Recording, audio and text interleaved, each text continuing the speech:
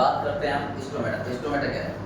Stomata tiny pores होते हैं जो कहाँ पे प्रेजेंट होते हैं? लीफ की सरफेस पर, प्लांट्स के अंदर पाए जाते हैं। एनिमल्स के अंदर स्टोमेटा का कोई काम नहीं होता। स्टोमेटा टीनी पोर्स होते हैं, प्रेजेंट होते हैं लीफ सरफेस पर, यानी ये लीफ है हमारे पास, इस तरह कोई लीफ। ऐसे ग्रीन भाग की बात करें, जैसे ग्रीन भाग, ग्रीन पार्ट होता है, ये कहलाता है क्लोरोप्लास्ट। क्लोरोप्लास्ट ग्रीन भाग कहलाता है क्लोरोप्लास्ट। और क्लोरोप्लास्ट के अंदर ही पाए जाते हैं धब्बे यानी पिगमेंट, उनको बोलोगे ये कहलाते हैं क्लोरोफिल। क्लोरोफिल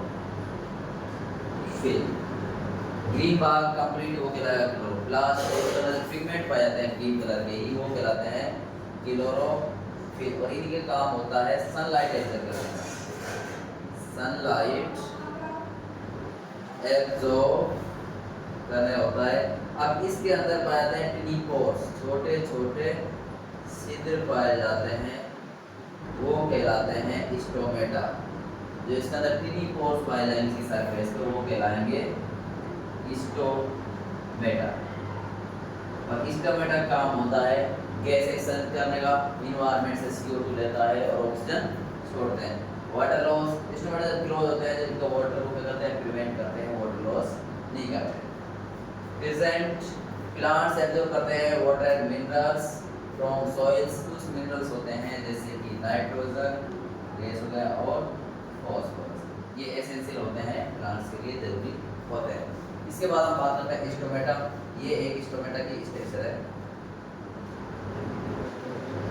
स्टोमेटा के दो गार्ड सेल, ये जो सेल दिख रही है ये कहलाती है गार्ड सेल, और इनका काम होता है इसको ओपनिंग एंड क्लोजिंग का, ओपनिंग एंड क्लोजिंग को कंट्रोल करती है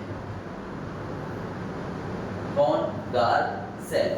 इसके बाद ये स्टोमेटल पोर होता है जो क्या करता है? गैस एक्सचेंज करने का काम करता है। इसी के थ्रू ऑक्सीजन और कार्बन डाइऑक्साइड CO2 इन होती है और ऑक्सीजन आउट होती है। लास्ट होता है क्लोरोफिल। क्लोरोफिल का तो पता ही क्या काम होता है इसका? सनलाइट एब्जॉर्ब करने का, सनलाइट एब्जॉर्ब करने का। तो इतना सा पढ़ना है आपको स्टोमेटा, कोई ज़्यादा डिटेल में है नहीं, नॉर्मल सा आया है स्टोमेटा। फर्स्ट टिनी पोर्स होते हैं, कार्बोनेट होते हैं लीफ सरफेस। उसके बाद इनका काम होता है गैस एक्सचेंज करने का। अरे वाटर लॉस, जब बंद होंगे तो वाटर कैसे होगा? वाटर लॉस रुक जाएगा, वाटर का लॉस वेपर की फॉर्म में नहीं उठ पाएगा, और जब ओपन होते हैं तो वाटर लॉस होता है। इसके बाद प्लांट्स एब्जॉर्ब करते हैं water and minerals from soil. किसके थ्रू करेंगे? अगर हम बात करें तो किसके थ्रू करेंगे? By roots, by roots.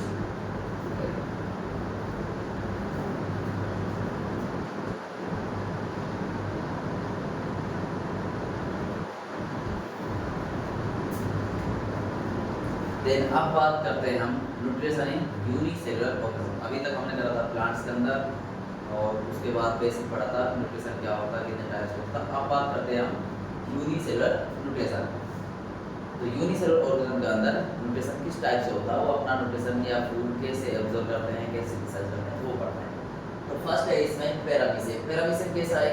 Unicellular यानी सिंगल सेल ऑर्गेनिज्म है, यूनिसेलुलर ऑर्गेनिज्म होता है जिसकी डेफिनेट क्या होती है? सेल होती है। स्लीपर टाइप्स की सेल होते हैं, हैज या definite cell take food at specific spot and cilia move from move food to this spot। और यहाँ पर तक कौन हो जाएगी? cilia इस फूड को हो जाती है। तो इस तरीके की चीज की स्पेस, अगर इसकी शेप की बात करें तो कुछ इस तरह की होती है। एक स्लीपर टाइप से इसकी क्या होगी? शेप होती है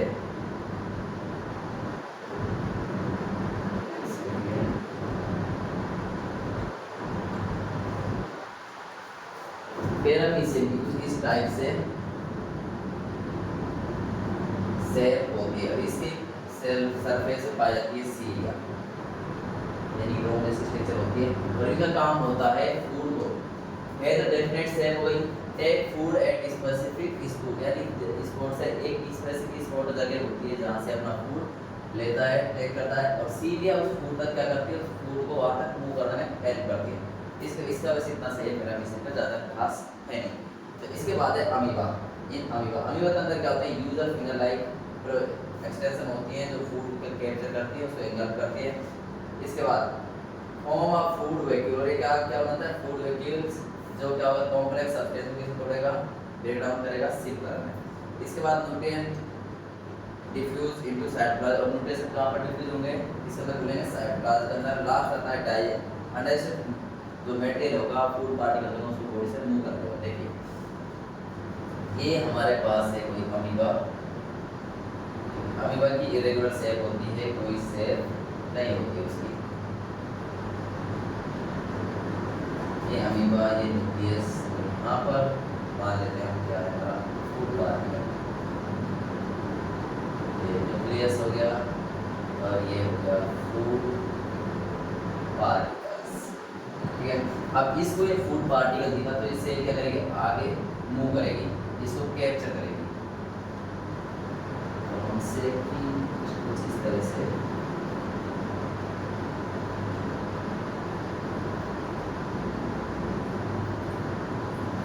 और ये फूड पार्टिकल आ गया यहाँ पर, इसने एक्सटेंस करा से ये कहाँ पर जा रहा है, फूड पार्टिकल को मूव करेगा न्यूक्लियस और ये बनाती है स्यूडोपोडिया, इसको बोलोगे स्यूडोपोडिया।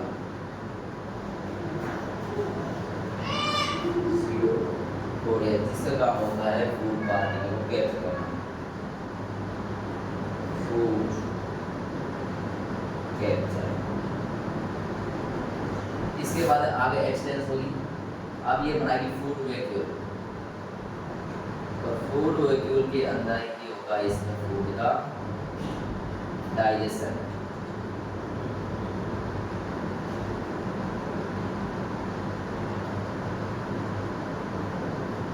अब यहाँ पर आ गया है हमारा फूड पार्टिकल इसके अंदर आ चुका है, तो ये कहलाएगी फूड वैक्यूल। फूड वैक्यूल्स और यहीं पर होगा इसका डाइजेशन, आगे एक्सपेंड करेगा ये इसको फर्स्ट सेकेंड। फूड वैक्यूल के अंदर ही क्या होगा, digestion of food, digestion of food और अनडाइजेस्ट फूड को ये बॉडी से बाहर निकाल देगा। लास्ट हमारे पास जो इसका हिस्सा है तो सेम से हो जाती है फूड।